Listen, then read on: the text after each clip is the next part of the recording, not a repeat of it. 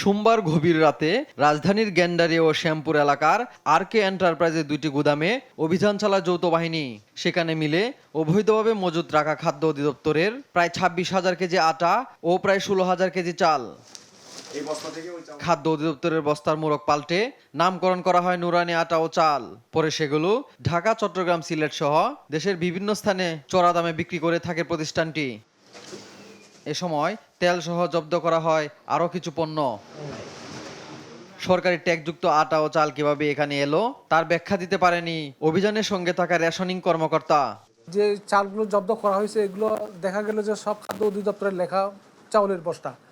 তো এই বস্তাগুলো সুনির্দিষ্টভাবে কোনো প্রমাণ নাই, তবে এগুলো সুকৌশলে অনেকদিন ধরে এগুলো জোরও করেছে বলে মনে হচ্ছে। অভিযানের খবর পেয়ে পালিয়ে যায় দোকান মালিক ও কর্মচারীরা।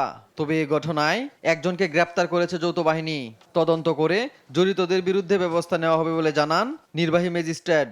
যাদেরকে এখানে হাতে নাতে ধরেছি তার বিরুদ্ধে আমরা আইনগত ব্যবস্থা নিতে যাচ্ছি এবং সেখান থেকে আমরা জানার চেষ্টা করব যে কোন চক্রটা এর সাথে জড়িত। সরকারি খাদ্যপণ্যের কালোবাজারি ঠেকাতে এ ধরনের অভিযান অব্যাহত থাকবে বলে জানান তিনি। এএইচ হিমেল, দেশ টিভি, ঢাকা।